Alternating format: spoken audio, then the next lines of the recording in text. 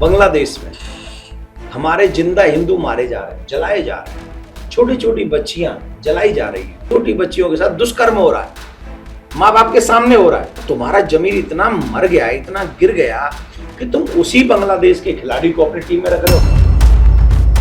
जिस व्यक्ति को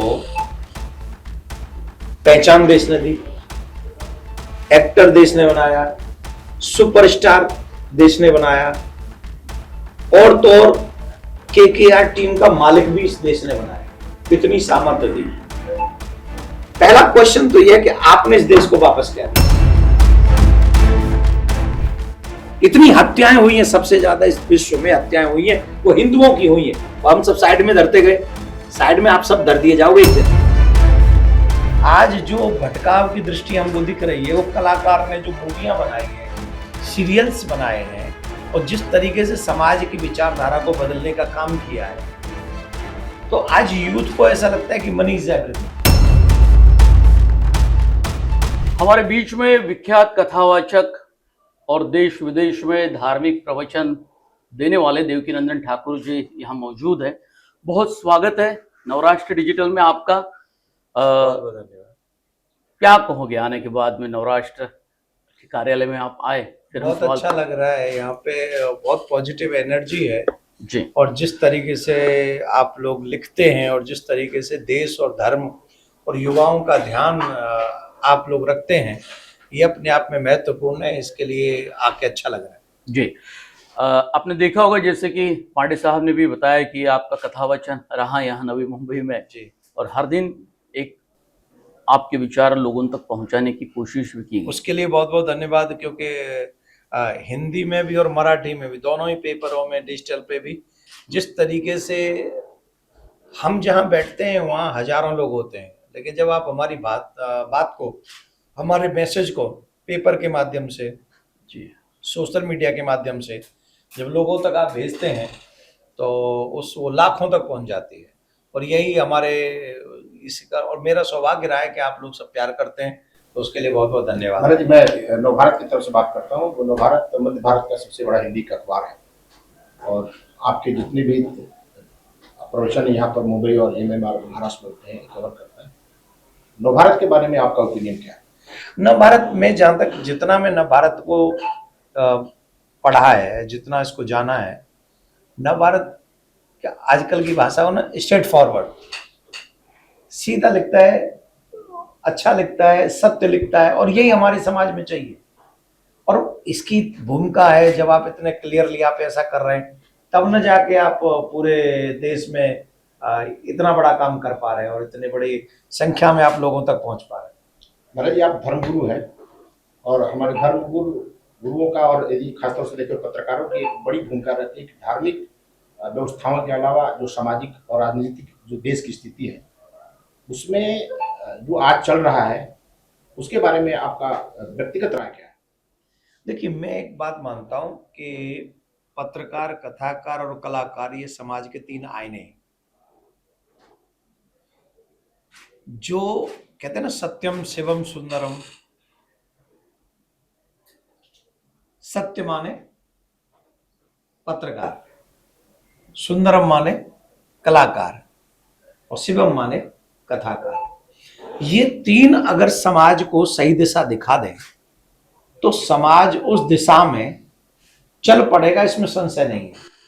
आज जो भटकाव की दृष्टि हमको दिख रही है, वो कलाकार ने जो मूवियां बनाई हैं, सीरियल्स बनाए हैं, और जिस तरीके से समाज की विचारधारा को बदलने का काम किया है, तो आज यूथ को ऐसा लगता है कि मनी इज एवरीथिंग, पैसा ही सब कुछ है। उस दर्शन में इतना मामला खराब हुआ है कि आप देखेंगे कि बूढ़े बूढ़े माँ बाप को वृद्धाश्रम भेज रहे हैं। आज कोई पैकेज मिल जाए विदेश का, इकलौते बेटे को या इकलौती बेटी को, तो पैकेज पकड़ेगा ना कि माँ बाप को, वो विदेश चला जाएगा माँ बाप को छोड़ के। और माँ बाप पूरे जीवन भर की कमाई किस पे लगाते हैं कि मेरा बेटा पढ़ लिख जाए, बेटी पढ़ लिख जाए, कुछ बन जाए। वो कह रही हम बन गए, तुम बैठो। ये विचारधारा किसने दी है? ये सीरियल्स ने दी है, ये फिल्मों ने दी है। उससे हमारे बच्चे सिर्फ मनी माइंडेड हो गए। लेकिन अब जब सत्संग होता है, जब पत्रकार लिखते हैं, एक स्टोरी करते हैं पत्रकार के, नहीं नहीं ऐसे नहीं, एक बूढ़े माँ बाप को अपने बच्चों की जरूरत है, तब विदेश में बैठा हुआ लोग पढ़ते पढ़ते रोता है। जब हम जाते हैं, जब कथा कहते हैं और उस कथा में कभी ऐसे प्रसंग आ जाते हैं तो वो लोग विह्वल हो जाते हैं, माता पिता को याद करते हैं और फिर वहां से कॉल लगाते हैं। कई तो ऐसे भी हैं, ट्राई करते हैं कि हम वापस देश पहुंच जाए। जी, तो ये असर होता है। देखिए, एक कलाकार के बारे में अभी आज एक फिल्म स्टार के बारे में आपका एक बयान आया। आपका ऐसा कहना है कि इस देश की जनता ने 140 करोड़ जनता ने आपको स्टार बनाया। उसके बारे में आपका बयान है कि उन्होंने देश के लिए क्या किया। नहीं, मुझे एक बात बताइए, जिस व्यक्ति को पहचान देश ने दी, एक्टर देश ने बनाया, सुपरस्टार देश ने बनाया, और तो और केकेआर टीम का मालिक भी इस देश ने बनाया, इतनी सामर्थ्य दी। पहला क्वेश्चन तो यह है कि आपने इस देश को वापस क्या दिया। चलो आपकी मर्जी, आप दो न दो, टैक्स भर रहे हो, इतना ही पर्याप्त है। इसके बाद जहां देश के लोगों के साथ बुरा व्यवहार हो रहा है, बांग्लादेश में हमारे जिंदा हिंदू मारे जा रहे हैं, जलाए जा रहे हैं, छोटी छोटी बच्चियां जलाई जा रही हैं। और इतना ही नहीं है, बच्चियां जलाई नहीं जा रही, छोटी छोटी बच्चियों के साथ दुष्कर्म हो रहा है, माँ बाप के सामने हो रहा है, बांग्लादेश में कर रहे हैं।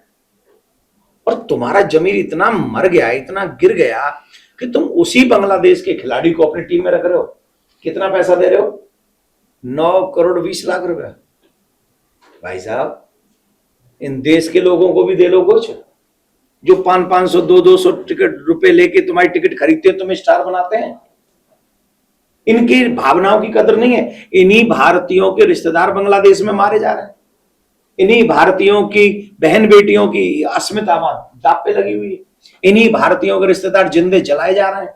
आपने बांग्लादेश के क्रिकेटर को रख लिया, क्या सोच के रख लिया? आपका जमीर इतना भी नहीं गवाही देता कि भाई कम से कम मैं जिस देश का स्टार हूं उसके साथ इतना बुरा व्यवहार ना करूं। इसलिए मैंने कहा कि उस क्रिकेटर को उन्हें वापस करना चाहिए।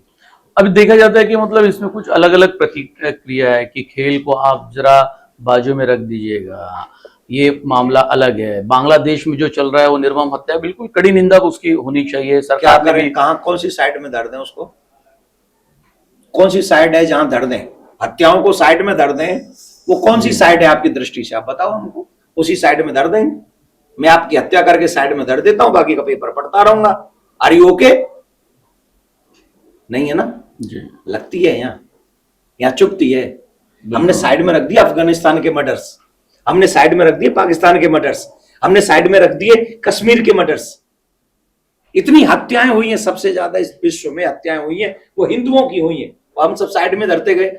साइड में आप सब धर दिए जाओगे एक दिन। इतनी हत्याएं होंगी, इतनी हो रही हैं, खैर अभी होंगी क्या, हो ही रही हैं, कि हम लोग यहां भी मुंह छिपाने लायक नहीं बचेंगे। Wait and watch. If you don't believe my Pakistan words, cricket के बारे में भी यही कहा जाता था कि उनको हमारे भारत में नहीं खेलना चाहिए हमारी टीम के साथ। जब तक बाला साहब ठाकरे थे, खेले क्या मुंबई में वो? बताइए। ये तो हम मुंबई में बैठे ना, आप बताइए हम झूठ बोल रहे हैं तो? आप लोग तो पत्रकार हैं, आप लोगों ने वो दृश्य देखा है। एक बार बाला साहब ने कह दिया मुंबई के क्रिकेट ग्राउंड पर पाकिस्तान की टीम नहीं उतरेगी, नहीं उतरी। महाराज जी, आज उनकी बाला साहब की 2 पार्टी है, तो उनके पुत्र भी उसके अध्यक्ष है और एक हम राजनीति में नहीं बोलना चाहते, वो उनका मर्जी है। जिसका हम कह रहे हैं देश के प्रति वफादार बने रहो, दोनों में से दोनों ही बने रहो, दोनों बनो ना। बाला साहब की बाला साहब ठाकरे के इस शब्द को, उनकी उस कर्म को हम सबको चाहिए। जब मैं वहां इतनी दूर रह के उनको प्यार करता हूं, तो यहाँ महाराष्ट्र में रहने वाले लोग उनसे कितना प्यार करते हो। आज की तारीख में जो देश की राजनीति है उसमें बाला साहब ठाकरे की याद आप कैसे निकालते हैं? क्यों नहीं निकालूं मैं? नहीं, कैसे निकालते मतलब वैसे नहीं, किस तरीके से निकालते हैं? मुझे अच्छे लगते हैं वो। देखो, बाला साहब ठाकरे साहब कभी नहीं कहते कि फलाने को मार दो, और बाला साहब ठाकरे कहते हैं मुझे कोई मार दे, ये मैं होने नहीं दूंगा। ये आपकी भी यही होनी चाहिए, यही जिद होनी चाहिए आपकी, यही जिद होनी चाहिए आपकी, यही जिद होनी चाहिए हर एक नागरिक की। I don't want to disturb anyone, लेकिन मुझे ये परमिशन नहीं देनी है किसी को कि कोई मुझे डिस्टर्ब करे। नए साल का एक नए स्कैम की भी आपने बात की कथावाचन में, वो नया साल क्या स्कैम है और इससे कैसे हमें सावधान रहना चाहिए? तो मैंने अभी थोड़ी देर पहले बोला, आप वो भी पढ़ के आ गए। नहीं, बल्कि ये तो खबरें, आपका कथावाचन हुआ और बाद में हमने देखा इंटरनेट में महाराज की बहुत सारी खबरें आ गई, जिसमें ये केकेआर के टीम की खबर थी, वो तो सारी जगह फैल गई। नहीं, मैं फैल नहीं गई। मैं तो आपसे पत्रकार बंधुओं से भी निवेदन करूंगा, मेरा कोई उस व्यक्ति से जो केकेआर के मालिक है उनसे कोई पर्सनल कोई मेरा मिलना ही नहीं है, मैं कोई द्वेष नहीं है मेरा। पर यह है कि वो हमारी भावनाओं का कद्र करें और वो एक खिलाड़ी को निकाल दें, उस पैसे को भारतीय किसी खिलाड़ी को दे दें, वो किसी अपने ही समाज के व्यक्ति को खिलाड़ी रख ले, आई डोंट माइंड। 226 का जो स्कैम आपने बताया वो दरअसल क्या है, मतलब वो मैंने कहीं से सुना है कि जो नए साल की हैप्पी न्यू ईयर, शुभकामनाएं। नई साल की शुभकामना भेज रहे हैं, उसी में कुछ ऐसा एक कोई उनका अपना, सब लोग जी। जानते हैं स्कैम, अपनी कोई लिंक जोड़ देते हैं जिसके कारण वो दबाओगे तो वो तुम्हारे बैंक अकाउंट तक पहुंच जाएंगे और बैंक खाली कर देंगे। तो मैंने कहीं 3-4 जगह वो चीजें सेम पढ़ी, तो मुझे लगा कि कम से कम मैं अपने अपने फॉलोअर्स को, तो जो मुझे सुनते हैं ध्यान से, अगर मैं उनकी हेल्प कर सकता हूँ, मैं उनकी सहायता कर सकता हूँ, तो मैंने उसके लिए आज वीडियो बनाया, वो डाला और टचवुड लोग उसको लोग देख रहे हैं, समझ रहे हैं। और मैं तो ये कह रहा हूँ कि हैप्पी न्यू ईयर अगर कोई तुम्हारे जानकार के नंबर से भी आ रहा है तो लिंक विंक कोई मत दबाओ, ऊपर पढ़ लो नव साल की शुभकामना, इट्स ओके, तो मैसेज पढ़ दो, आप लिख दो मैसेज शुभकामना जय राम जी की, लिंक विंक भेजने की जरूरत क्या है? नया साल किस तरीके से मनाना चाहिए उसी इसमें? देश में एक बड़ा विवाद का विषय है बांग्लादेशियों का। भारत सरकार लगातार कोशिश कर रही थी बांग्लादेशी जो घुसपैठियों को बाहर निकाला जाए। मैं कई स्टेटमेंट आपका भी सुना हूं। देखिए, सरकार के काम सरकारी तरीके से होंगे, मेरे और आपके काम तो मेरे और आपके तरीके से हो सकते हैं ना, मुझ पर थोड़ी सरकार रूल करेगी। भाई सरकार काम करेगी सरकार के ढंग से, मैं अपने ढंग से काम करूं। हर सनातनी को एक संकल्प ले लेना चाहिए, मेरे यहाँ कोई बांग्लादेशी काम नहीं करेगा, चाहे फैक्ट्री हो, चाहे ड्राइवर हो, चाहे फलाना हो, चाहे ढिमका हो, चाहे काम वाला हो, मेरे यहाँ नहीं काम करेगा। भाई वो हमें मार रहे हैं गोलियों से, वो मार रहे हैं हमें बम्बों से, तो आप भुखमरी से मार दो उन्हें। मारना दो प्रकार का होता है, एक किसी शस्त्र से मार दो, एक उसकी रोटी छीन लो। तो आप कम से कम इतना तो कर्म करो कि अपने हिंदुओं के साथ इतना जज्बा तो लाके खड़ा कर दो कि मेरे यहाँ कोई भी गैर सनातनी मेरी दुकान पे काम नहीं करेगा, मैं उसके यहाँ से सब्जी नहीं लूंगा, मैं उसके यहाँ से ये नहीं लूंगा, इतने में जयराम जी की हो जाएगी। मतलब ये हो सकता है भारत में कि हर हिंदू कहीं हर हिंदुओं से ही सामान ले, क्योंकि हर जगह आपने देखा कि ऐसी दुरुस्त करने वाला मैकेनिक हो, बहुत सारे लोग अलग धर्म के। अभी आपने देखा 31 पे, आप तो पत्रकार है, आपको पता चल गया होगा, गोवा, मनाली, शिमला, यहाँ भीड़ कम है, बिहारी जी, अयोध्या जी, काशी जी, हरिद्वार जी, प्रयागराज जी, वहां संख्या ज्यादा है। कब? नववर्ष पे। किसकी देन है? आप सर्च करो किसकी देन है, बॉलीवुड वालों की, हीरो की? ये देन है सनातनियों की एकता की। उनको लगा कि बहुत बढ़ा लिया बॉलीवुड को, हम अपने पद चिन्हों पर चलेंगे, बताए हुए संतों के पद चिन्हों पर चलेंगे और हम अपने सनातन को आगे बढ़ाएंगे। तो अब देखो वहां लोगों को कहना पड़ रहा है कि भैया 5 जनवरी के बाद आना। हर तीर्थ में ये कहा जा रहा है।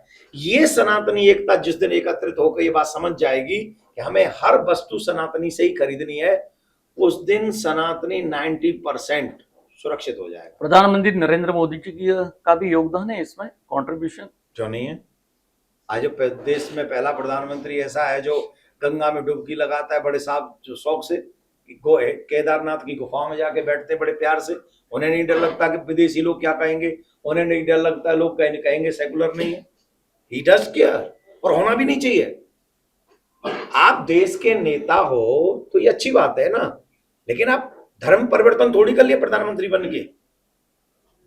आप प्रधानमंत्री बन जाओ और आपको दीपावली के दीप जलाने में शर्म आए, आप प्रधानमंत्री बन जाओ तो आपको गुलाल लगवाने में शर्म आए, आप प्रधानमंत्री बन जाओ लेकिन चादर भेजने में कोई तकलीफ नहीं, इफ्तार पार्टी करने में तो प्रधानमंत्री हाउस में होगी। ये क्या था? ये धर्म परिवर्तन नहीं है। जब वोट आती है, वोट जब चुनाव आते हैं तो लफड़ा क्या होता है कि हिंदू लोग जो हिंदू नेता होते हैं जब देखते हैं कि हाँ 10-20 हजार वोट वो भी हैं, टोपी पहन लेंगे, हरा गमछा डाल लेंगे और चलेंगे। मैंने किसी मुसलमान भाई को वोट मांगने के लिए, नेता तो वो भी है, बिल्कुल। लीडर्स तो वो भी हैं, पर मैंने उनको नहीं देखा वो तिलक लगा रहे हैं, मैंने उनको नहीं देखा कि वो कलावा बांध रहे हैं, मैंने नहीं देखा कि वो कह रहे हैं और राम राम जी आप हमको वोट देना। वो तो कह रहे इट्स ओके, सलाम मालूकम, लेकिन आप हमको वोट देना, ये कहते हैं। उनके नेतृत्व के बाद में ये ऐसी छवि आप किस लीडर में देखते हो राजनीति? कौन सी? मतलब मोदी जी जिस तरीके से हाँ, प्रधानमंत्री है देश के, आपने हाँ। कहा कि तमाम परंपराओं का पालन करते हैं, हाँ। 75 साल के मोदी जी हो गए, उसके बाद में ऐसा कोई नेता बीजेपी 95 तक काम चलता है, थोड़ी दवाई ववाई अच्छी चलती रहे, खान पीन अच्छा चलता रहे, 95 तक काम करेंगे। अभी उस बारे में सोच नहीं रहे। अभी आप दूसरे विकल्प नहीं देख रहे। काय को देखूं मैं, जब एक ही पहला ही विकल्प अच्छा है तो। चलिए, बहुत शुक्रिया आपका, आपने समय दिया। बहुत बहुत धन्यवाद। नवभारत डिजिटल को बहुत शुक्रिया। धन्यवाद आपका। नमस्कार। अब करो स्वागत, हमें जान दो।